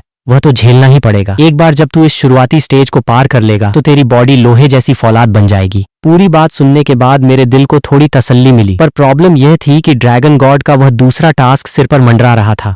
2.5 दिन में 3 रिंग्स और टोटल 15,000 साल। अगर पहली रिंग सिर्फ 1000 साल की होगी तो बाकी का टारगेट कैसे पूरा होगा? आज ही बीबी डोंग मुझे शिकार पर ले जाने वाली थी, तो अब किसी नए खजाने को ढूंढने का टाइम तो था नहीं। तभी अचानक मेरा ध्यान गया, साला कियान दाओलियू ने कल मुझे एक 90,000 साल पुरानी हेड सोल बोन दी थी ना। अगर मैं उसे अभी सोख लूं तो मेरी बॉडी की स्ट्रेंथ आसमान छूने लगेगी और मेरी सोल रिंग झेलने की कैपेसिटी भी बढ़ जाएगी। मैंने तुरंत पूरे कमरे को स्कैन किया, अलमारी से वह चमकीला लकड़ी का डिब्बा निकाला और बिना सोचे समझे अपनी सोल पावर एक्टिवेट करके उसे सोखना शुरू कर दिया। वो कमरे में अचानक एक तेज सुनहरी रोशनी का ब्लास्ट हुआ और इतनी भयंकर एनर्जी निकली कि पूरी दीवारें थरथराने लगीं। किचन में नाश्ता बना रही लिंग युआन दीदी ने जब यह झटका महसूस किया तो वह दौड़ती हुई आईं और दरवाजा खोलकर अंदर घुस गईं। मुझे सोल बोन सोखते देख उनके होश उड़ गए। वैसे तो सोल बोन सोखने के लिए किसी सोल पावर की लिमिट नहीं होती, पर यह प्रोसेस बहुत ही डेंजरस होता है। जरा सी चूक हुई नहीं कि बंदा हमेशा के लिए अपाहिज हो सकता है। और सबसे बड़ी बात, अगर चीफ प्रिएस्ट और सुप्रीम पॉन्टिफ को पता चला कि उनकी लापरवाही की वजह से मैंने यह कदम उठाया तो उनकी नौकरी पर बनाती। नॉर्मल तौर पर एक सोल बोन सोखने में कम से कम कुछ दिन या हफ्तों का वक्त लगता है और बीबी डोंग तो किसी भी वक्त यहाँ पहुंच सकती थी। पर भाई साहब, ड्रैगन गॉड की दी हुई एबिलिटी का जादू देखो। दीदी अभी सोच ही रही थी कि क्या करें और मैंने पलक झपकते ही पूरी 90,000 साल की सोल बोन को अपने अंदर समा लिया। धमाका ऐसा हुआ कि मेरी सोल पावर सीधे 6 लेवल जंप करके लेवल 26 पर पहुंच गई। यानी बिना किसी सोल रिंग के मैं सीधे 26 लेवल का सोल मास्टर बन चुका था। मेरी बॉडी की स्ट्रेंथ सीधे डबल हो गई थी और अब मेरी पहली सोल रिंग झेलने की कैपेसिटी 1000 साल से बढ़कर सीधे 2000 साल हो चुकी थी। यही नहीं, मुझे दिमाग को हिला देने वाली एक स्पेशल गॉड लेवल स्किल भी मिल गई थी। Dragon roar dominates the world. सामने खड़ी लिंग युआन दीदी की तो बोलती ही बंद हो गई थी। वो बिल्कुल बुत बनकर चिल्लाई, ये कैसे मुमकिन है? कोई 1 सेकंड में पूरी सोल बोन कैसे हजम कर सकता है? मैंने उनकी तरफ देखा और बड़े ही प्यार से बोला, अरे लिंग युआन दीदी, आप आ गई? तभी मुझे याद आया कि कल रात मैंने व्हेल मैरो खाकर उनके साथ बाथरूम में क्या कांड किया था, तो मुझे थोड़ी झेप महसूस हुई। मुझे डर था कि कहीं वह मुझसे दूर न हो जाएं। दीदी तुरंत मेरे पास आकर बैठी और घबराकर पूछा, छोटा हान, सच सच बताओ, ये सब क्या जादू है? मैंने अपना सिर खुजलाया और एक अनजान सी शक्ल बनाकर बोला, मुझे खुद नहीं पता दीदी।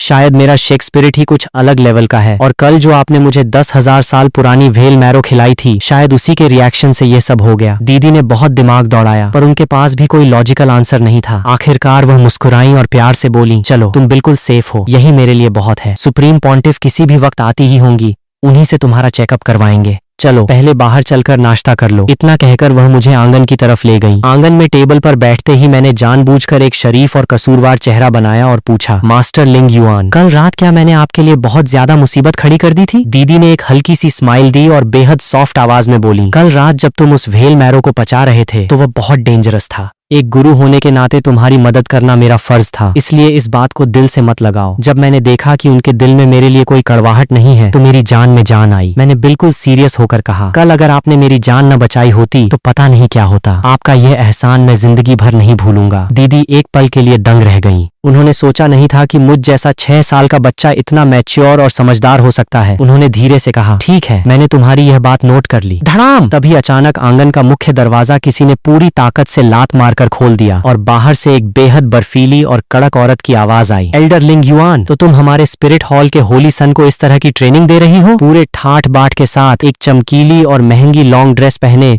बीबी डोंग अंदर आ रही थी और उसके ठीक पीछे खड़ी थी वही लड़की हुलियना। मैं और लिंग युआन दीदी दोनों चौंक गए। दीदी ने तुरंत झुककर सलाम किया, प्रणाम सुप्रीम पॉन्टिफ। मैंने भी तुरंत हाथ जोड़े। चेला अपनी गुरु माता को प्रणाम करता है। बीबी डोंग की आंखें लिंग युआन दीदी पर टिक गईं, जो गुस्से से लाल हो रही थीं। मैंने हमेशा सुना था कि एल्डर लिंग युआन दुनिया की मोह माया से दूर रहती हैं, पर आज जो बातें मेरे कानों में पड़ी हैं, उसे सुनकर तो मुझे अपनी ही आंखों पर यकीन नहीं हो रहा कि तुम पीठ पीछे ऐसे घटिया काम कर रही हो। असल में बीबी डोंग तो काफी समय से इसी फिराक में थी कि कैसे भी करके कियान दाओलियू के इस मोहरे को मेरे पास से हटा सके, और आज साला मौका खुद चलकर उसके दरवाजे पर आ गया था। दीदी ने तुरंत अपना सिर और नीचे झुकाया और अपनी गलती मान ली। ये पूरी तरह मेरी गलती है, मैं हर सजा भुगतने के लिए तैयार हूँ, पर प्लीज इसमें होली सन का कोई कसूर नहीं है, उन्हें कोई सजा मत दीजिएगा। ये देखते ही भाई साहब मेरा खून खौल उठा। मैं तुरंत दौड़ कर गया और दीदी के आगे ढाल बनकर खड़ा हो गया। मैंने बीबी डोंग की आंखों में आंखें डालकर कहा, गुरु माता, इसमें दीदी की कोई गलती नहीं है, सारी गलती मेरी है। कल रात मैंने ही बिना पूछे उनकी अलमारी से वो 3-10,000 साल पुरानी व्हेल मैरो चुरा कर खा ली थी। मैंने सीना तान कर कहा, गुरु माता, कल रात जब मैं उस व्हेल मैरो को पचा रहा था तो उसकी पावर आउट ऑफ कंट्रोल हो गई थी। मास्टर लिंग युआन ने तो बस मेरी जान बचाने के लिए अपनी सोल पावर का इस्तेमाल किया था।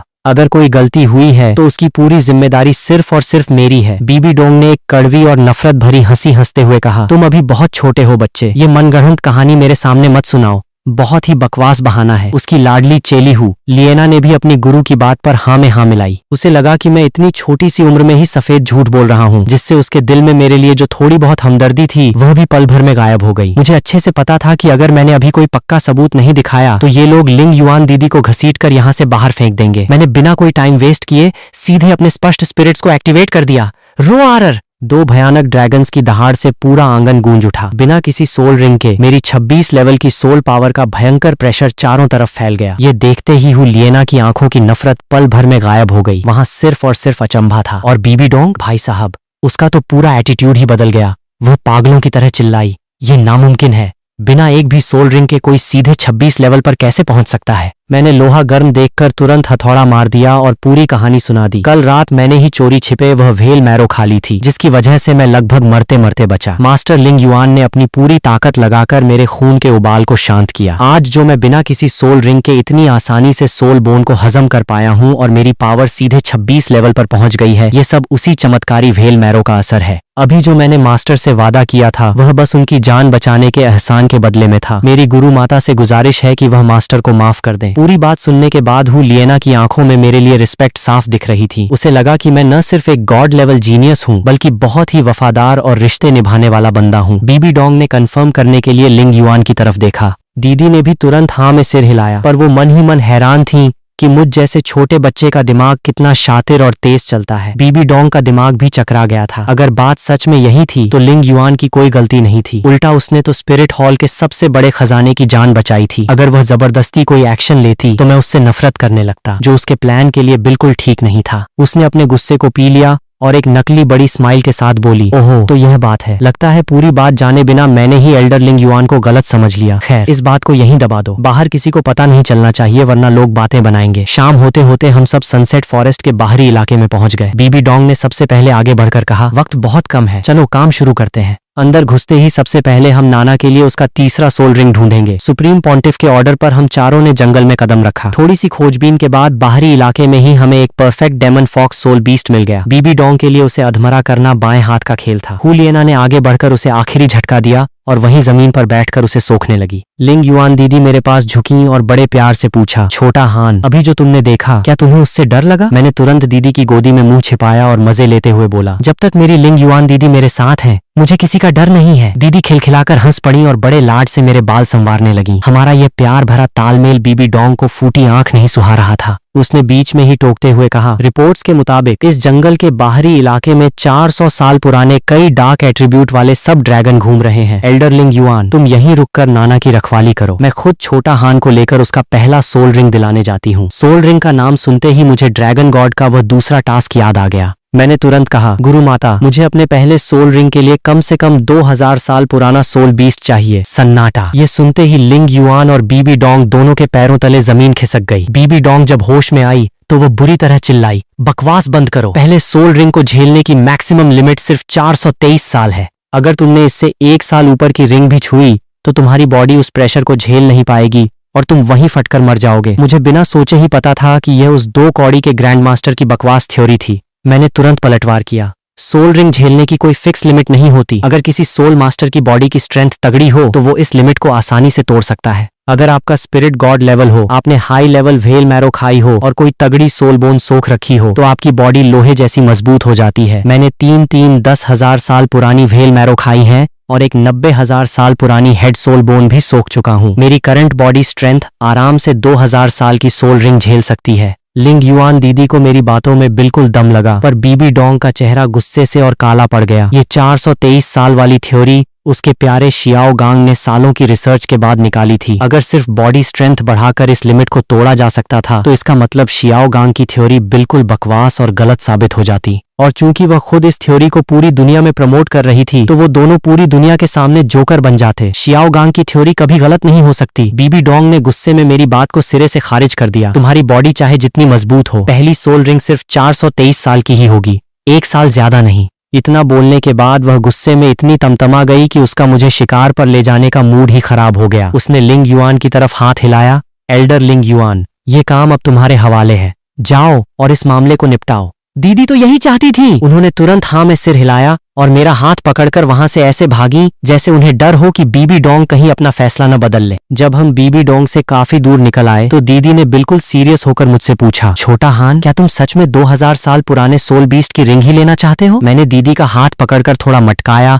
और अपनी आंखों में पूरी उम्मीद भरकर कहा, हाँ दीदी आप मेरा साथ दोगी ना? अब ड्रैगन गॉड का वह दूसरा टास्क पूरा होगा या नहीं, ये सब दीदी के इसी एक फैसले पर टिका था। दीदी ने मुस्कुराते हुए मुझे अपनी गोद में उठा लिया। ठीक है बाबा, चलो तुम्हारे लिए एक परफेक्ट सोल बीस्ट ढूंढते हैं। इतना कहकर वह मुझे लेकर जंगल के और गहरे हिस्से की तरफ बढ़ गई। अभी हम थोड़ी ही दूर गए थे कि दीदी की नजर जमीन पर बने कुछ निशानों पर पड़ी। ये एक डार्क थंडर सब ड्रैगन के पैरों के निशान है। साइज देखकर लग रहा है कि यह बिल्कुल 2000 साल के आसपास का है। लाइट और डार्क दोनों एट्रीब्यूट वाले ड्रैगन बहुत ही रेयर होते हैं। ये तुम्हारे स्पष्ट स्पिरिट के लिए बिल्कुल परफेक्ट है। ये सुनते ही मेरे तो मजे आ गए। तो फिर देर किस बात की दीदी, चलो जल्दी उसका पीछा करते हैं। कुछ ही देर में हमें वो ड्रैगन दिख गया। वो पूरा जेट ब्लैक रंग का था। पीठ पर 2 विशाल पंख थे और उसकी पूरी बॉडी से काले रंग की बिजलियां सांप की तरह लपलपा रही थीं। देखने में वह बेहद खतरनाक और रौबदार लग रहा था, पर ट्विस्ट यह था कि वह बेचारा पहले से ही बुरी तरह घायल था और एक बड़े पेड़ के नीचे पड़ा अपनी आखिरी सांसें गिन रहा था। दीदी ने जब यह देखा तो बोली, लगता है अभी अभी इसकी किसी दूसरे सोल मास्टर या सोल बीस्ट से भयंकर लड़ाई हुई है। हमारे तो भाग्य खुल गए, बिना मेहनत के ही शिकार मिल गया। चलो जल्दी से इसे खत्म करो और इसकी रिंग सोख लो। रुको, हाथ मत लगाना। तभी अचानक पीछे से एक बहुत ही रोबीली और कड़क आवाज आई। हम दोनों ने घूम कर देखा तो वहां हरे रंग के कपड़े पहने एक बूढ़ा आदमी बड़े ही एटीट्यूड में चला आ रहा था। उसके पीछे एक लड़का और एक लड़की भी थे। जब मेरी नजर उस लड़के पर पड़ी तो मेरी मुट्ठियां गुस्से से भींच गईं और आंखों में खून उतर आया। ये कोई और नहीं बल्कि यू तियानहेंग था। यह वही कबीला था, blue lightning tyrant dragon clan, जिन्होंने मेरे पेरेंट्स को लात मारकर बाहर निकाला था, जिसके बाद वो नॉर्थ बॉर्डर भागने पर मजबूर हुए और तांग हाओ के हाथों मारे गए। अगर उस दिन उस कबीले ने मेरे पेरेंट्स की मदद की होती तो आज यह दिन देखना नहीं पड़ता। अब जब उस कबीले का वारिस मेरे सामने था तो उसे अपने क्लैन के पापों की सजा भुगतनी ही पड़ेगी। लग रहा था कि इस ड्रैगन को इन्हीं लोगों ने अधमरा किया था। वैसे तो रूल के हिसाब से यह शिकार उनका था, पर चूंकि यह रिंग यू तियानहेंग को चाहिए थी तो मैं इसे उसे कटाई नहीं ले जाने दूंगा। दीदी ने पलक झपकते ही मुझे अपने पीछे छिपाया और उस बूढ़े की तरफ देखते हुए कड़े लहजे में पूछा, आप कौन है और हमारे शिकार के बीच में आने का क्या मतलब है? दीदी समझ गई थी कि सामने वाला बंदा कोई मामूली खिलाड़ी नहीं है, इसलिए वह भी फाइटिंग मोड में आ गई थी। बूढ़ा रुका, उसने अपने दोनों हाथ सीने पर बांधे और बड़े ही घमंड से बोला, मेरा नाम दुकुबो है। शायद तुमने यह नाम न सुना हो, पर मेरा टाइटल पॉइजन डुआलुओ पूरी दुनिया जानती है। इस बीस्ट को मैंने ही घायल किया है। अगर अपनी जान प्यारी है तो दफा हो जाओ यहाँ से। उसके पीछे खड़े यू तियानहेंग और दुकुबो की पोती दुकुयान के चेहरों पर भी वही घमंड और हिकारत साफ दिख रही थी। दीदी पहले तो थोड़ा चौंकी, फिर शांत आवाज में बोली, तो आप पॉइजन डुआलुओ सीनियर हैं, रिश्ते में आप मुझसे बड़े हैं, तो कायदे से मुझे यह शिकार छोड़ देना चाहिए। पर यह सोल रिंग मेरे इस छोटे बच्चे के लिए बहुत जरूरी है। क्या सीनियर थोड़ा सा एडजस्ट कर सकते हैं? दीदी की यह बात सुनते ही दुकुबो का दिमाग चकरा गया। उसे यकीन नहीं हो रहा था कि उसका नाम सुनने के बाद भी यह औरत इतनी शांत कैसे है, और वह भी यह रिंग इस छोटे से पिंटू को देने की बात कर रही है। इससे पहले कि बुढ़ा कुछ बोल पाता, उसकी पोती दुकुयान जोर जोर से हंसने लगी। हाँ, क्या मजाक है? ये छोटा सा चूहा 2000 साल की सोल रिंग सोखेगा? तुम कहाँ की अनपढ़ गंवार हो भाई? साफ साफ बोलो ना कि यह रिंग तुम्हें खुद चाहिए। दादाजी, इस औरत की बातों में मत आना, यह बस आपको बेवकूफ बना रही है। इसे जरा सबक सिखाओ। बगल में खड़ा यू तियानहेंग भी ऐसे हंस रहा था जैसे उसने दुनिया का सबसे बड़ा जोक सुन लिया हो। दुकुबो को भी लगा कि उसका मजाक उड़ाया जा रहा है। उसकी आंखें गुस्से से लाल हो गईं। बदतमीज औरत, तेरी यह मजाल कि तू मुझसे चालाकी करे। उसने जोर से अपना पैर जमीन पर पटका और अपना स्पिरिट एक्टिवेट कर दिया।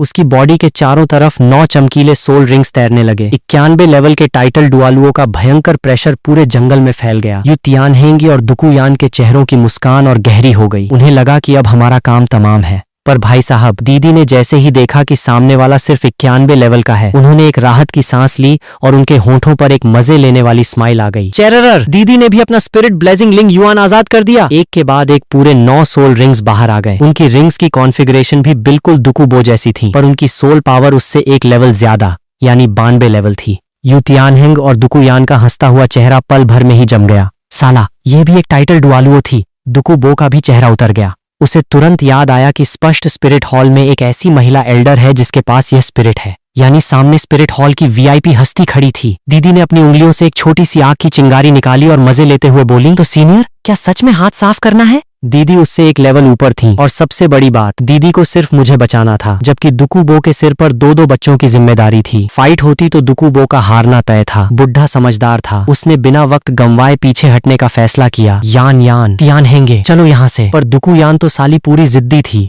वो चिल्लाई, दादाजी, हम क्यों भागें? ये सिर्फ एक 92 लेवल की डुआलुओ ही तो है ना। मैं और तियानहिंग मिलकर आपकी मदद करेंगे। हम इसे आराम से ढेर कर सकते हैं। कुछ भी हो जाए ये ड्रैगन सिर्फ तियानहिंग का ही होगा। दुकुबो बेचारा परेशान होकर उसे दीदी का बैकग्राउंड बताने ही वाला था। यान यान, तुम जानती भी हो कि यह कौन है। पर इससे पहले कि वह अपनी बात पूरी करता, मैं तुरंत आगे आ गया और खांसते हुए बोला, अरे ओ, अगर तुम्हें शिकार चोरी होने का इतना ही दुख है तो चलो एक फेयर फाइट कर लेते हैं। अगर मैं जीता तो ये ड्रैगन मेरा, और अगर मैं हारा। ये सुनते ही दुकुबो और लिंग युआन दीदी दोनों के होश उड़ गए। दीदी ने घबराकर मेरा हाथ खींचा। छोटा हान, तुम क्या बकवास कर रहे हो? तुरंत अपने शब्द वापस लो। मैंने दीदी की तरफ देखा और एक ऐसा लुक दिया कि अरे चिल्ल करो दीदी, आपका भाई सब संभाल लेगा। यू तियानहिंग के तो जैसे भाग्य खुल गए। वह हंसते हुए बोला, हाँ, ये बात तुमने खुद कही है, अब पीछे मत हटना। दुकू यान को भी मजा आने लगा था। तियानहिंग, तुम्हें हाथ गंदे करने की कोई जरूरत नहीं है। इस छोटे चूहे को तो मैं अकेले ही मजा चखा दूंगी। मैंने मुस्कुराते हुए अपना सिर हिलाया और कहा, अरे आपस में लड़ो मत भाई, एक काम करो, तुम दोनों एक साथ आ जाओ। सन्नाटा। पूरे मैदान में एक बार फिर से सन्नाटा छा गया। अगले ही पल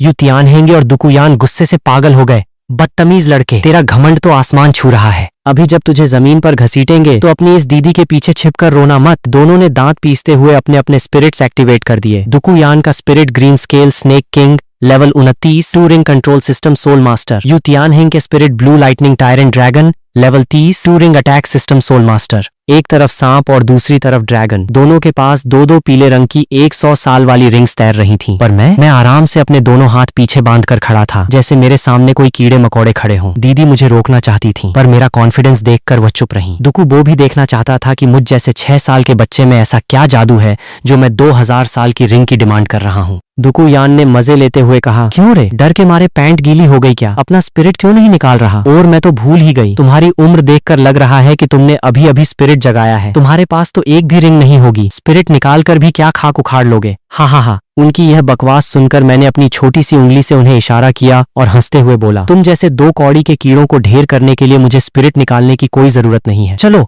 शुरू करो, बदतमीज। दोनों चिल्लाए और बिजली की स्पीड से मेरी तरफ झपटे, एक लेफ्ट से और एक राइट से। दोनों के घूंसे सीधे मेरे मुंह की तरफ आ रहे थे। दीदी का दिल हलक में आ गया। वह मुझे बचाने के लिए आगे बढ़ने ही वाली थी कि ठीक उसी पल मैंने अपनी आंखें बंद की और धीरे से बोला, head soul bone skill dragon roar dominates the world. जैसे ही मेरे बोल खत्म हुए, मेरी आंखें सोने जैसी तेज रोशनी से चमक उठी। मेरे पीछे एक बहुत ही विशाल और पवित्र गोल्डन सब ड्रैगन की परछाई दिखाई दी, जिसने पूरे जंगल को अपनी भयानक एनर्जी से दबा दिया। Soul bone! यू तियानहिंग और दुकू यान के कदम वहीं के वहीं जम गए। उनकी आंखें फटी की फटी रह गईं। उन्हें ऐसा लगा जैसे उनके ऊपर कोई पहाड़ टूट पड़ा हो। उनके पैर कांपने लगे और उनके स्पष्ट स्पिरिट्स की रोशनी पल भर में गायब हो गई। दुकुबो का तो साला चेहरा ही सफेद पड़ गया। वो चिल्लाया, ये तो एक 90,000 साल पुरानी हेड सोल बोन की एनर्जी है। इतने छोटे बच्चे के पास ये खजाना कहाँ से आया? दीदी ने एक लंबी सांस ली और मुस्कुराई। वह तो भूल ही गई थी कि मैंने सुबह ही बुढ़े की दी हुई सोल बोन को हजम किया था। जब सब लोग सदमे में थे, मैंने अपने छोटे से हाथ को हवा में पलटा। मेरे पीछे खड़े उस विशाल ड्रैगन ने अपना बड़ा सा मुंह खोला और एक भयानक दिमागी दहाड़ मारी। रोआरर! वह दहाड़ किसी बिजली के कड़कने जैसी थी, जो सीधे उनके दिमाग पर जाकर लगी। चूंकि यह एक प्योर मेंटल अटैक था, तो उनके किसी भी डिफेंस का इस पर कोई असर नहीं हुआ। पल भर में ही यू तियानहिंग और दुकू यान की आंखों के सामने अंधेरा छा गया। उनकी कॉन्शियसनेस गायब हो गई और वो दोनों किसी फटे हुए पतंग की तरह हवा में उड़ते हुए दूर जा गिरे और वहीं बेहोश हो गए। ये देखकर दुकुबो की आंखें इतनी बड़ी हो गईं जैसे वे बाहर निकल आएंगी। वह बिल्कुल सन्न खड़ा था। तभी दीदी ने तुरंत दौड़कर मुझे अपनी गोदी में उठा लिया और चहकते हुए बोली, वाह, मेरा छोटा हान तो सच में बहुत ज्यादा कमाल का है। सिर्फ एक ही झटके में 2-2 रिंग वाले सोल मास्टर्स को नॉकआउट कर दिया। मैंने जमीन पर पड़े उस बेहोश यू तियानहिंग की तरफ देखा और एक बहुत ही मासूम सी शक्ल बनाकर बोला, अरे दीदी, ये तो बस तुक्का था। मुझे क्या पता था कि ये दोनों इतने ज्यादा फुसकी निकलेंगे। मेरे एक वार का वजन भी नहीं संभाल पाए। इस सीरीज की स्टोरी अभी यहीं तक पब्लिश हुई है। जैसे जैसे एपिसोड आएंगे तो मैं इसका नेक्स्ट पार्ट लेकर आऊंगा।